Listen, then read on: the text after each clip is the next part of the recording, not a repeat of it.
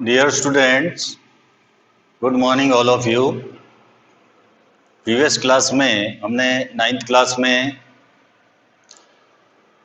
जो हमारा चैप्टर चल रहा है Nazism and the rise of Hitler, उसमें हमारे जो टॉपिक थे द नाजी वर्ल्ड व्यू, इसके बारे में हमने डिस्कस किया था। आज की हमारी क्लास में जो हमारी टॉपिक है वो है establishment of the racial state. Racial states की स्थापना या एस्टेब्लिशमेंट किस प्रकार होता है वो हम देखेंगे। नेक्स्ट हमारा जो टॉपिक है द रेशियल यूटोपिया। इन दोनों टॉपिक्स के ऊपर हम डिस्कस करते हैं। Establishment of the racial state, इस टॉपिक के ऊपर हम डिस्कस करते हैं। नस्लवादी राज्य की स्थापना। नस्ल कहते हैं रेशियल, यानी जाति से संबंधित है। Racial. Once in power, the Nazis quickly began to implement their dream of creating an exclusive racial community of pure Germans by physically eliminating all those who were seen as undesirable in the extended empire. तो power में पहुंचते ही नाजियों ने pure जर्मनों के विशिष्ट नस्लीय समुदाय की स्थापना के सपने को लागू करना उन्होंने शुरू कर दिया था।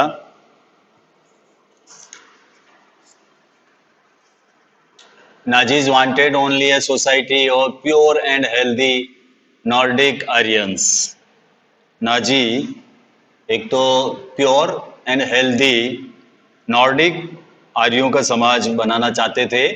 नाजीज ये चाहते थे कि उनकी जो सोसाइटी हो वो pure and healthy Nordic Aryans की हो। दे अलोन वर कंसिडरेड डिजायरेबल। उनकी नज़र में केवल वो ही डिजायरेबल थे, वो ही लोग वांछित थे। Only they were seen as worthy of prospering and multiplying against all others who were classed as undesirable. उनकी नज़र में ऐसे लोग ही डिजायरेबल थे, केवल ये ही लोग थे जिन्हें तरक्की और वंश विस्तार के योग्य माना गया था। बाकी सब अनडिजायरेबल थे। जो बाकी दूसरे थे वो अनडिजायरेबल थे, और डिजायरेबल ऐसे ही लोग थे जिन्हें तरक्की और वंश विस्तार के योग्य माना जा सकता था। This meant that even those Germans who were seen as impure और abnormal had no right to exist. इसका मतलब ये था कि ऐसे जर्मन्स को जीवित रहने का कोई हक नहीं है जिन्हें नाजी अशुद्ध या अमान्य मानते थे, इम्प्योर मानते थे, एबनॉर्मल मानते थे। उनको कोई राइट नहीं था, नो राइट टू एग्जिस्ट। उनको एग्जिस्ट का कोई राइट नहीं था। अंडर द यूथेनेजिया प्रोग्राम, एक प्रोग्राम चलाया था इन्होंने, यूथेनेजिया प्रोग्राम के अंतर्गत Helmut's father along with other Nazi officials had condemned to death many Germans who were considered mentally or physically unfit.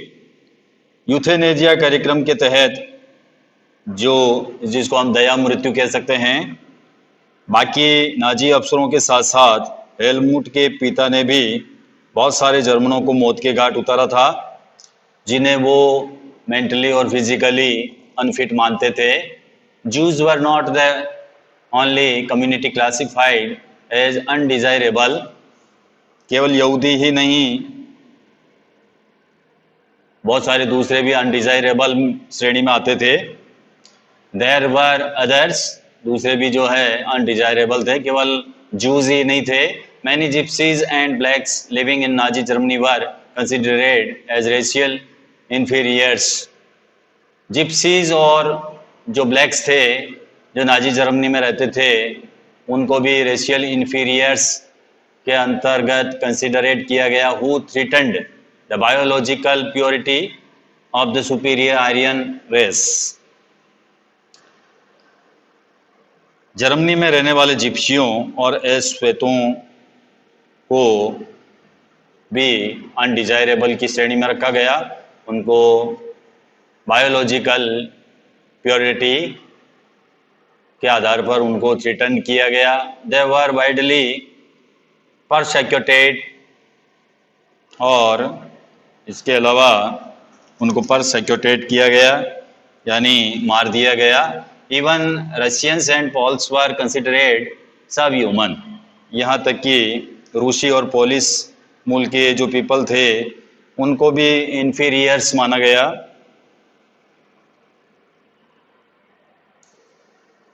उनको सब ह्यूमन माना गया यानी मनुष्य से कमतर माना गया उनको। And hence under undeserving of any humanity, और ह्यूमैनिटी के जो ह्यूमैनिटी है उनसे उनको इन्फीरियर माना गया। व्हेन जर्मनी ऑक्यूपाइड पोलैंड, जब जर्मनी ने पोलैंड को ऑक्यूपाइड किया, and parts of the Russia के जो कुछ पार्ट्स है उनको भी ऑक्यूपाइड किया, captured civilians were forced to work as a slave labour. तो स्थानीय लोगों को भयानक परिस्थितियों में उनको लेबर की तरह काम में लिया गया। Many of them died simply through hard work, उनमें से बहुत सारे जो थे वो हार्ड वर्क और स्टारवेशन के कारण मर गए। Jews remained the worst sufferers in Nazi Germany, Nazi Germany में सबसे बुरा हाल जो था वो जूज का था। Nazi hatred of Jews had precursors in the traditional Christian hostility towards Jews। यहूदियों के प्रति नाजियों की दुश्मनी का एक जो बेस था, जो आधार था, यहूदियों के प्रति ईसाई धर्म में मौजूद परंपरागत घृणा भी थी। जो ट्रेडिशनल क्रिश्चियन हॉस्टिलिटी थी वो भी एक रीजन था। यहूदियों के प्रति जो जर्मनों की जो घृणा थी उसका कारण ट्रेडिशनल क्रिश्चियन हॉस्टिलिटी थी। They had been stereotyped as killers of Christ. इसके अलावा ईसाइयों का आरोप था कि ईसा मसीह को यहूदियों ने ही मारा था, जूज ने ही उनको किल किया था। एंड यूजरर्स, और इसके अलावा उनको वो यूजरर्स भी मानते थे, सूदखोर मानते थे। ब्याज के ऊपर जो बिजनेस करते हैं उनको यूजरर्स कहते हैं, तो जूस को वो यूजरर्स भी मानते थे। अंटिल मेडिवल टाइम्स, मध्यकाल तक, Jews were barred from owning land, यहूदियों को जमीन का मालिक बनने की मनाही थी। They survived mainly through trade and money lender, ये लोग मुख्य रूप से एक तो ट्रेड और एक मनी लेंडिंग का धंधा करते थे। They lived in separately marked area called ghettos, और इसके अलावा वो बाकी समाज से अलग बस्तियों में रहते थे जिनको गेटोस कहा जाता था। They were often persecuted through periodic organised violence, और नस्ल संहार के जरिए ईसाई बार बार उनको खत्म करते रहते थे, उनका सफाया करते रहते थे। And expulsion from the land, और बस्तियों से भी उनको हटाया जाता था। However Hitler's hatred of Jews was based on pseudo scientific theories of race, लेकिन यहूदियों के प्रति हिटलर की घृणा नस्ल के छद्म वैज्ञानिक सिद्धांतों पर आधारित थी। सूडो साइंटिफिक थ्योरीज के ऊपर आधारित थी, which held that conversion was no solution to the Jewish problems. ये इस प्रकार की प्रॉब्लम थी जिसको धर्मांतरण या कन्वर्सन से इसका हल नहीं किया जा सकता था. It could be solved only through their total elimination. Hitler की दृष्टि में इस समस्या का सिर्फ एक ही हल था और वो था यहूदियों को पूरी तरह से ख़त्म कर दिया जाए, एलिमिनेट कर दिया जाए. फ्रॉम 1933 टू 1938, 1933 से 1938 तक Nazis terrorised, popularised and segregated the Jews. नाजियों ने यहूदियों को तरह तरह से भयभीत किया, आतंकित किया, उन्हें पुअर करके उनके जो आजीविका के साधन है वो छीन लिए. द नेक्स्ट फेज, जो नेक्स्ट फेज है 1939 टू 1945 का, aimed at concentrating them in certain areas and eventually killing them in gas chambers in Poland. जो अगला फेज है 1939 से 1945 तक का, यहूदियों को कुछ खास इलाकों में इकट्ठा करने और बाद में पोलैंड में बनाए गए जो गैस चैम्बर है उनमें ले जाकर मार देने की स्ट्रेटेजी अपनाई गई. नेक्स्ट हमारा जो टॉपिक है वो है द रेशियल यूटोपिया, नस्ली utopia. Under the shadow of war, war के शेडो में, युद्ध के साये में, the Nazis proceeded to realise their murderous racial ideal. Genocide and war become two sides of the same coin. तो युद्ध के साये में जो नाजी थे वो किस में लग गए? नाजी जो थे proceed to realise their murderous racial ideal, वो अपने नस्लवादी कल्पनालोक या आदर्श विश्व निर्माण में वो लग गए. Genocide and war become two sides of the same coin. एक तो जीनोसाइड और एक वार, ये एक ही कॉइन्स के टू साइड्स है. जनसंहार और युद्ध जो है वो क्या है? To sides of the same coin. ये जो है सेम कॉइन के टू साइड्स है. कौन कौन से? जीनोसाइड्स एंड वार. जीनोसाइड का मतलब नरसंहार और वार का मतलब युद्ध. यानी वार और युद्ध एक ही सिक्के के दो पहलू है. Occupied Poland was divided up. पराजित पोलैंड को समाप्त किया गया, डिवाइडेड किया गया. Much of north western Poland was annexed to Germany. तो उत्तर पश्चिम पोलैंड का जो ज़्यादातर हिस्सा था वो जर्मनी में मिला दिया गया, एनेक्सेस कर दिया गया. Poles were forced to leave their homes. जो पोल्स थे उनको फोर्स किया गया to leave their homes. Homes को लीव करने के लिए, अपने अपने घरों को छोड़ने के लिए पोल्स को मजबूर किया गया. And properties behind to be occupied by ethnic Germans brought in from occupied Europe. और इसके अलावा पोल लोगों को अपने घर, प्रॉपर्टी को छोड़कर भागने के लिए विवश किया गया. क्यों किया गया? ताकि जर्मनी के कब्जे वाले यूरोप में रहने वाले जर्मनों को वहां लाकर बसाया जा सके. Poles were then herded like cattle in the other part called the general government.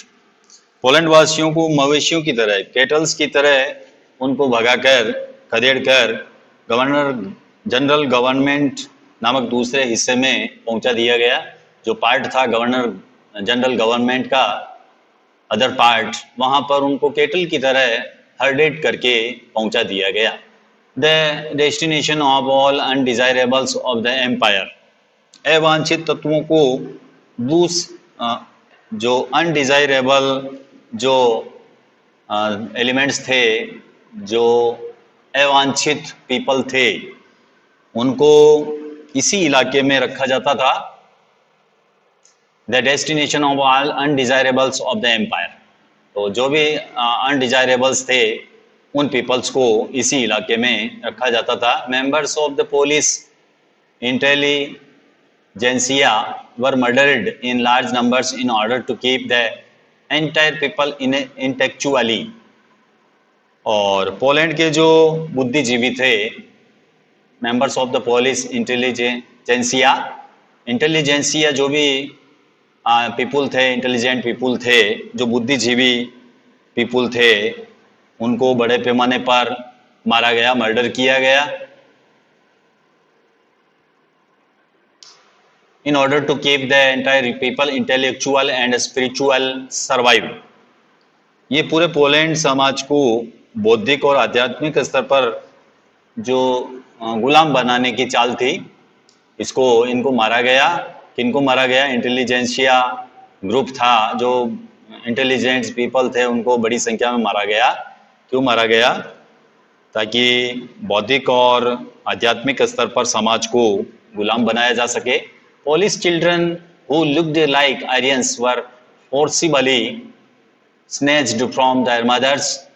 और जो पोलिश चिल्ड्रन थे, जो पोल बच्चे थे, जो दिखने में आर्य जैसे लगते थे, उन बच्चों को माँ बाप से छीनकर, उनकी मदर से छीनकर, examined by the race experts, जो रेस एक्सपर्ट्स होते थे, जो जाति की जांच करने वाले जो एक्सपर्ट्स होते थे, जो विशेषज्ञ होते थे, उनके पास में पहुंचा दिया गया। इनको पहुंचा दिया गया पोलिश चिल्ड्रन। कौन से Polish children? Who looked like Aryans, जो आर्यों की तरह लगते थे, उनको forcibly snatched from their mothers, उनकी मदर से स्नैच करके उनको जो है एग्जामिन बाय रेस एक्सपर्ट्स, जो रेस एक्सपर्ट्स थे, उनके पास एग्जामिन के लिए पहुंचा दिया गया। इफ द पास्ड, अगर वो पास हो जाते थे द रेस टेस्ट में अगर वो बच्चे पास हो जाते थे, they were raised in German families, तो उन्हें जर्मन परिवारों में पाला जाता था। एंड इफ नॉट, अगर वो इस एग्जामिन में वो पास नहीं हो पाते थे, they were deposited in orphanages where most perished, तो उन्हें जो अनाथाश्रम होते हैं, जो ऑर्फेनेजेस होते हैं, वहाँ पर उनको डाल दिया जाता था और ज़्यादातर वहाँ पर जो है मर जाते थे। with some of the largest ghettos and gas chambers, the general government also served as the killing fields for the Jews। और जनरल गवर्नमेंट में कुछ विशाल गेटो और गैस चैम्बर भी थे, इसलिए यहाँ जूस को बड़े पैमाने पर मारा जाता था। ये आप देख सकते हो, ये this is one of the freight cars used to deport Jews to the death chambers. यहूदियों को गैस चैम्बरों तक ले जाने वाली एक गाड़ी है, इसमें जूस को भरकर जो गैस चैम्बर है वहां तक पहुंचाया जाता था और वहां पर उनको मारा जाता था। नेक्स्ट हमारा जो टॉपिक है स्टेप्स टू डेथ, मौत का सिलसिला कहाँ से चालू होता है वो हम देखते हैं। स्टेज फर्स्ट, पहला चरण एक्सक्लूजन 1933 टू 1939, बहिष्कार एक्सक्लूजन, ये 1933 से 1939 का टाइम है। You have no right to live among us as citizens, हमारे बीच तुम्हें सिटीजन्स की तरह रहने का कोई राइट नहीं है। The Nuremberg law of citizenship of September 1935, Nuremberg नागरिकता अधिकार सितंबर 1935 का, इसमें क्या क्या प्रावधान है? ओनली पर्सन्स ऑफ जर्मन्स और related blood would henceforth be German citizens enjoying the protection of the German Empire, German या उससे संबंधित रक्त वाले व्यक्ति ही जर्मन नागरिक होंगे। कौन से? जर्मन या उनसे संबंधित ब्लड वाले, रिलेटेड ब्लड वाले जो जर्मन्स है वो ही जर्मन सिटीजन्स होंगे और उन्हें जर्मन साम्राज्य का संरक्षण, प्रोटेक्शन मिलेगा। Marriage between Jews and Germans were forbidden. यहूदियों और जर्मनों के बीच विवाह शादी के ऊपर प्रतिबंध, यानी जो जूज है, जो जर्मन्स है, उनके बीच में मैरिज जो है वो नहीं हो सकती थी. Extramarital relations between Jews and Germans became a crime. यहूदियों और जर्मनों के बीच विवाहतर संबंधों को अपराध घोषित कर दिया गया. Jews were forbidden to fly the national flag. यहूदियों द्वारा राष्ट्रीय ध्वज फहराने के ऊपर पाबंदी लगा दी गई. अदर लीगल मेजर्स इंक्लूडेड, अन्य कानूनी जो उपाय है वो भी किए गए. Boycott of Jews business. यहूदी बिजनेस को बहिष्कृत किया गया, बाइकॉट किया गया जेविस बिजनेस को. एक्सपल्सन फ्रॉम गवर्नमेंट सर्विसेज, इसके अलावा सरकारी सेवाओं से उनको निकाला गया. Forced selling and confiscation of their properties. यहूदियों की संपत्ति जब्त की गई और उनकी बिक्री कर दी गई. Besides, Jewish properties were vandalized and looted. इसके अलावा यहूदियों की संपत्तियों को वेंडलाइज्ड किया गया, तहस नहस किया गया, लूटा गया. हाउसेज अटैक्ड, उनके हाउस पर अटैक किए गए. गेजेज बंट, और इसके अलावा उनके जो प्रार्थना घर है उनको बंट कर दिया गया, जला दिया गया. मैन अरेस्टेड इन पोग्राम इन नवंबर 1938. नवंबर 1938 के जनसंहार में उनके घर जला दिए गए, उनको गिरफ्तार कर दिया गया. Remembered as the night of broken glass. इस घटना को नाइट ऑफ ब्रोकन ग्लास कहा गया. इसी प्रकार न्यू वर्ड्स है synagogues, place of worship for people of Jewish faith. जो जेविस फेथ के जो पीपल है उनके जो वर्शिप का प्लेस है उनको हम कहते हैं सिनागजेज. इसके अलावा figure 15, the sign declares that this North Sea bathing resort is free of Jews. इस संकेत में यह ऐलान किया गया है कि उत्तरी समुद्र स्नान क्षेत्र जो है वो यहूदियों से मुक्त है. यहाँ पर यहूदी स्नान नहीं कर सकते हैं. स्टेज सेकंड, दूसरा चरण, गेटोइजेशन 1940 टू 1944. 1940 से 1944 तक लोगों को गेटोइजेशन किया गया, गेटोज में रखा गया. फ्रॉम सितंबर 1941, 1941 से all Jews had to wear a yellow star of David on their breast. 1941 से सभी यूरोपियों को यह आदेश दिया गया कि वो डेविड का पीला सितारा अपनी ब्रेस्ट के ऊपर लगाए रखेंगे. This identity mark was stamped on their passport.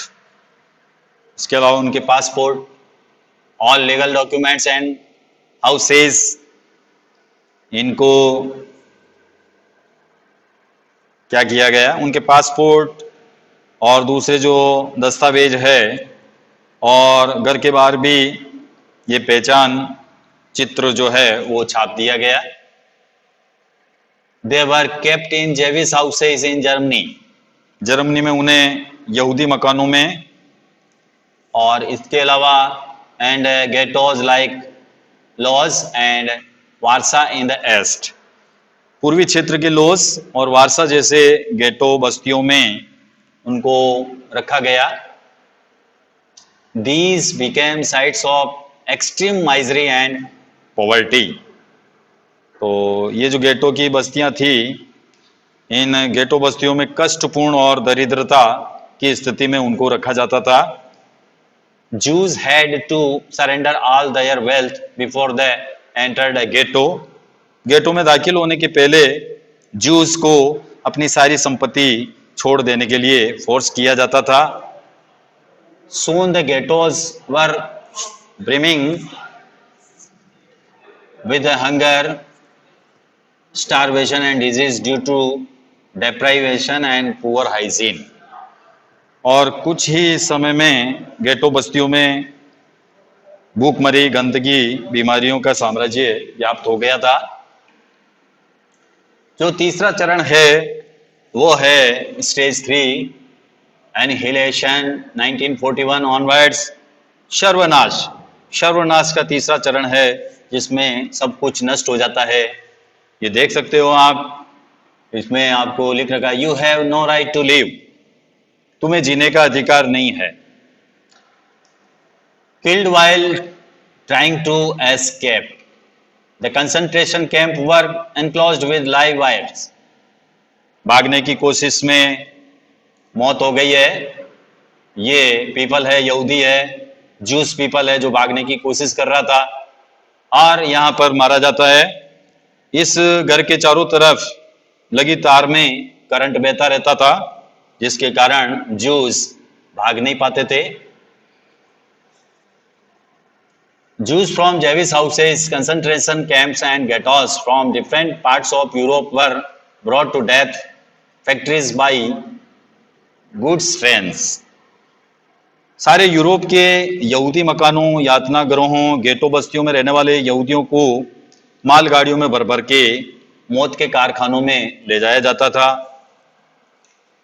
In Poland and elsewhere in the East, Poland और अन्य पूर्वी इलाकों में, most notably Belgium, ऑस्विट्स, Sobibor, ट्रेबिलिंका, चेलेमनो, माइदानेक, इनमें क्या किया जाता था? इनमें गैस चैम्बर होते थे। वहां पर देवर चैरिड इन गैस चैम्बर्स, वहां पर उनको ले जाकर उस भट्टी में या गैस चैम्बर में उनको झोंक दिया जाता था। Mass killings took place within minutes with scientific precision. औद्योगिक और मनोवैज्ञानिक तकनीकों के सारे बहुत सारे लोगों को जो है एक सेकंड में या पलक झपकते ही उनको मार दिया जाता था। ये आप देख सकते हो एक कंसंट्रेशन कैंप है जहां पर लोगों को पहुंचाया जाता था, जूस पीपल को यहाँ लाया जाता था। A camera can make a death camp look beautiful. मैदानों को भी बहुत ही ब्यूटीफुल तरीके से बताया गया है।